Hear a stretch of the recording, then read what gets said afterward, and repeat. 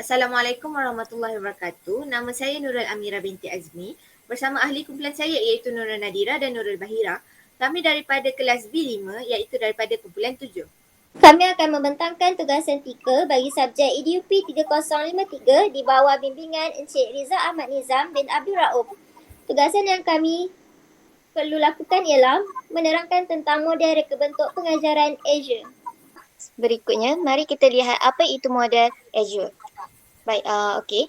Model Azure ini merupakan model reka bentuk berasaskan bilik darjah. Yang kedua, model ini diasaskan oleh 4 orang tokoh yang terkenal iaitu Hanish, Molenda, Russell dan Slamenda 1996.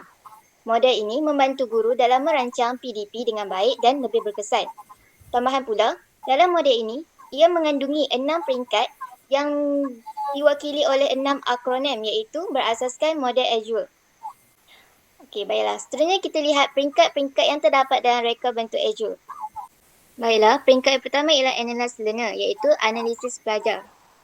Analisis pelajar ini dibuat berdasarkan 3 aspek iaitu ciri-ciri umum yang terdiri daripada umur, tahun, kelas, jantina dan taraf sosioekonomi. Yang kedua, aspek yang kedua iaitu pengetahuan atau pengalaman sedia ada murid. Dan yang ketiga, gaya pembelajaran murid.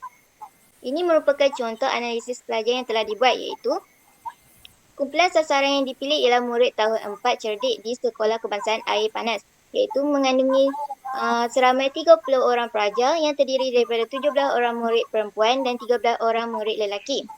Selain itu, kebanyakan murid yang berada dalam kelas tersebut tinggal berdekatan dengan kawasan sekolah iaitu di Kampung Air Panas. Tambahan pula, keseluruhan murid yang berada di dalam kelas tersebut adalah terdiri daripada murid Melayu Islam. Selain daripada itu, sebahagian daripada mereka mempunyai pengetahuan sedia ada yang mengenai kata adjektif namun mereka tidak dapat menggunakannya dengan betul, terutamanya dalam penggunaan penulisan ayat. Seterusnya, sebahagian besar daripada mereka juga sangat aktif semasa sesi PDPR yang berlangsung iaitu melalui aplikasi WhatsApp. Misalnya, mereka cekap dan cepat dalam memberi respon di dalam grup WhatsApp yang telah diadakan. Dan yang terakhir ialah kebanyakan murid di dalam kelas tersebut mempunyai gaya pembelajaran do's and don'ts pada 1967 iaitu gaya pembelajaran visual. Buktinya, murid-murid cekap dan cepat menguasai sesuatu topik pembelajaran apabila terdapatnya penggunaan bahan bantu mengajar seperti gambar dan video. Baiklah, seterusnya, peringkat yang kedua iaitu state objektif iaitu menyatakan objektif. Pada peringkat ini, ia menjadi sebagai salah satu hala tuju pengajaran dan pembelajaran bagi seseorang guru. Ia juga menentukan tahap minimum bagi hasil pembelajaran yang harus murid dicapai. Seterusnya, penyataan objektif ini juga dapat membantu guru dalam memilih media dan kaedah penyampaian yang sesuai untuk dilakukan di dalam kelas bagi mencapai objektif pembelajaran yang telah ditetapkan. Ini merupakan contoh objektif yang telah dibuat, iaitu di akhir sesi pengajaran, murid dapat mengenal pasti 2 jenis kata adjektif yang terdapat dalam cerita Upin dan Ipin dengan betul dan tepat. Yang kedua, murid dapat mengkategorikan 3 kata adjektif mengikut jenisnya dengan betul dan tepat. Tambahan pula, murid boleh menghuraikan isi pelajaran iaitu kata adjektif dari segi iaitu aspek kognitif, mengamalkan nilai murni iaitu seperti nilai keberanian dan kegigihan semasa sesi PDP dijalankan iaitu dari segi afektif serta mempelajari kata adjektif sambil menyanyi dan menari dari segi psikomotor. Seterusnya saya serahkan kepada Nurul Nadira. Seterusnya kita beralih kepada S yang seterusnya iaitu Select Method Media and Materials iaitu pilih kaedah media dan bahan sumber. Proses pemilihan bahan dan kaedah dan bahan sumber ada 3. Yang pertama, penentuan kaedah. Penentuan kaedah ini mestilah bersesuaian dengan objektif pembelajaran yang hendak dicapai. Antara kaedah pengajaran dan pembelajaran yang boleh digunakan ialah tunjuk cara, simulasi, bermain dan lakonan. Penentuan kaedah mestilah berasaskan kepada ciri-ciri pelajar, pengalaman sedia ada pelajar, gaya pembelajaran pelajar dan objektif pembelajaran yang hendak dicapai. Yang kedua ialah pemilihan format media. Memilih format yang sesuai dengan kaedah yang dipilih. Format media ini merujuk kepada bentuk fizikal sesuatu maklumat yang dipaparkan. Bagi memilih format media, guru perlu mengambil kira bentuk audiens iaitu kumpulan pelajar seperti kelas, kumpulan atau individu, keupayaan pelajar, domain objektif dan bentuk maklum balas yang akan dihasilkan. Dan akhir sekali ialah pemilihan bahan sumber. Pemilihan bahan sumber ini merujuk kepada memilih, mengubah suai atau mereka bentuk bahan sumber pembelajaran. Bahan sumber pembelajaran merujuk kepada isi pelajaran yang menjadi fokus pembelajaran. Bahan ini boleh dalam bentuk petikan, artikel, teks dan lain-lain. Sehubungan dengan itu, ini merupakan kaedah media bahan sumber yang kami gunakan untuk membina laman web ini.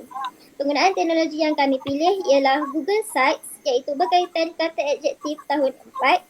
Kaedah pengajaran dan pembelajaran yang pertama ialah didik hibur iaitu melalui video cerita pendek, UPEN dan IPEN pada set induksi.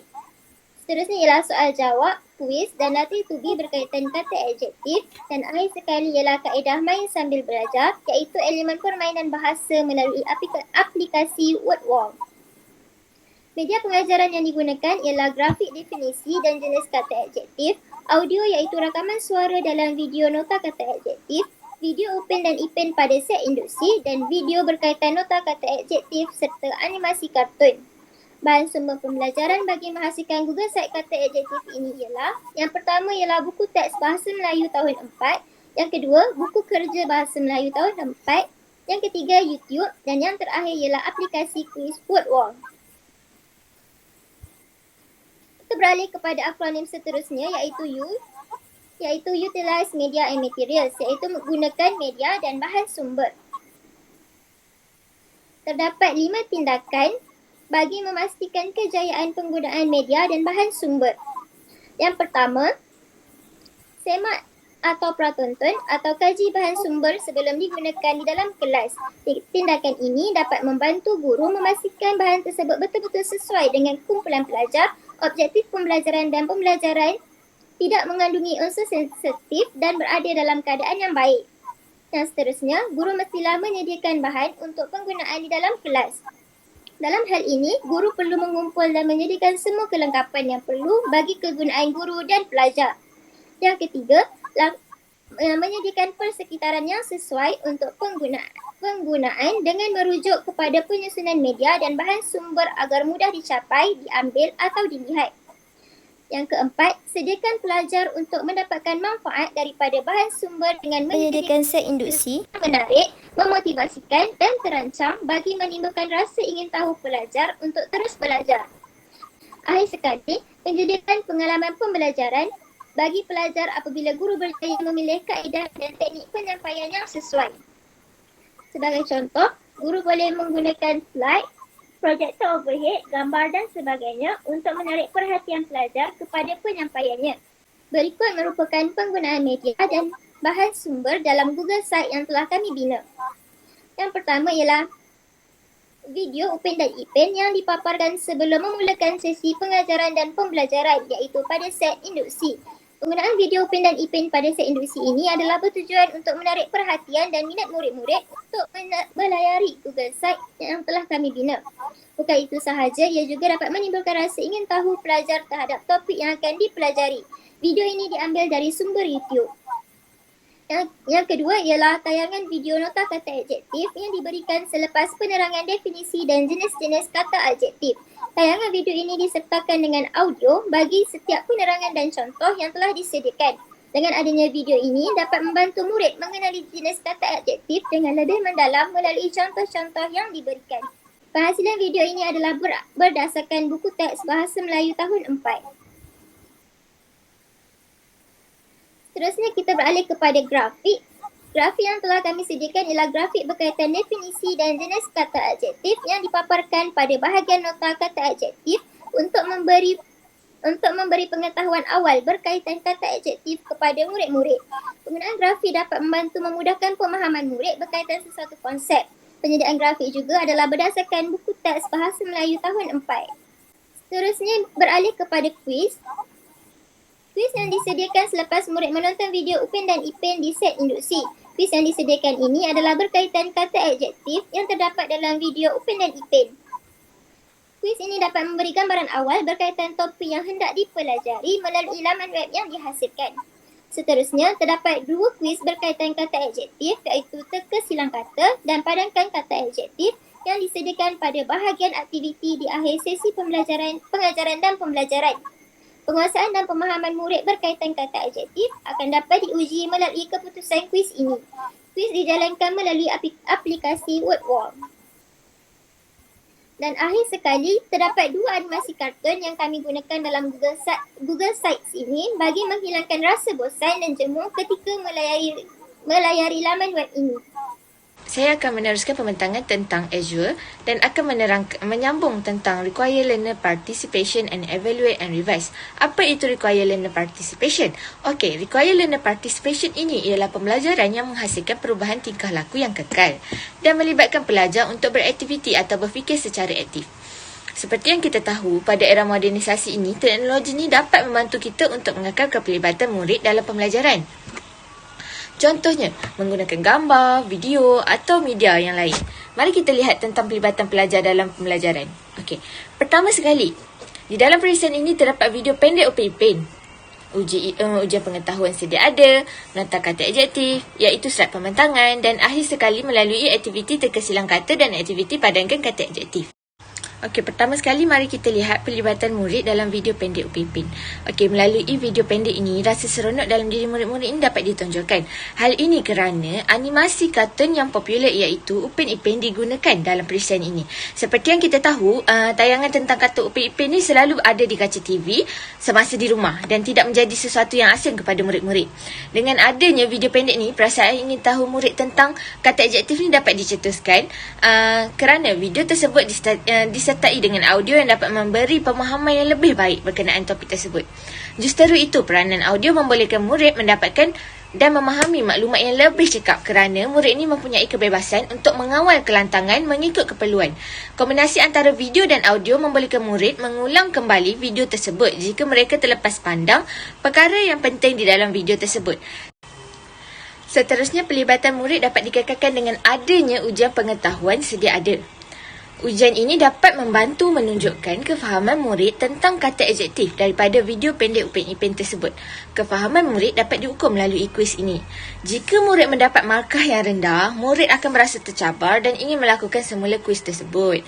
Kemudian kita beralih kepada nota kata adjektif yang disediakan dalam perisian ini. Murid mendapat kefahaman yang menyeluruh dengan nota yang disediakan. Nota kata adjektif ni dia mengandungi elemen-elemen yang menarik dan isi kandungan yang mudah difahami oleh murid-murid. Contoh perisian ini menggunakan gambar yang terkenal dan sering dilihat oleh murid-murid. Misalnya gambar Upin Ipin, SpongeBob yang digunakan dalam nota tersebut dapat menimbulkan rasa teruja dalam diri murid-murid untuk menggunakan perisian ini. Nota ini juga membantu murid-murid dalam proses mengingat dan mengulang kembali pelajaran yang kurang difahami.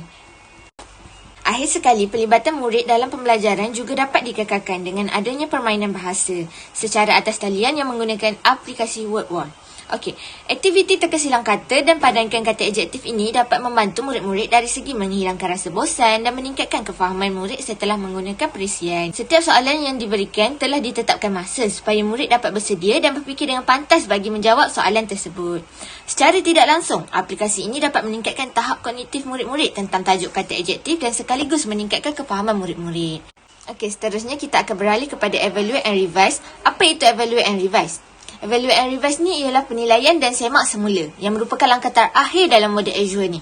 Okey, penilaian ni dibuat sepanjang proses pengajaran dan pembelajaran agar objektif dan perisian yang dibina sesuai dan tepat untuk murid-murid tersebut.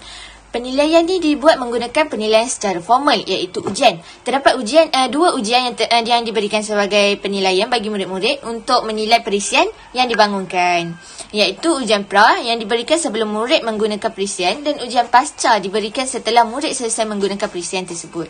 Okey, ujian pra dan pasca ni mengandungi 10 soalan yang berkaitan dengan kata adjektif. Namun, setiap soalan mempunyai tahap yang berbeza. Okey, ujian ini juga dapat menguji keberkesanan perisian kata adjektif dan pencapaian murid-murid. Keberkesanan ini juga dijalankan melalui refleksi yang dibuat oleh guru-guru dengan menanyakan soalan kepada akhir sesi pembelajaran dan pembelajaran. Berikut merupakan rumusan bagi penerangan kumpulan kami. Itu sahaja, sekian, terima kasih.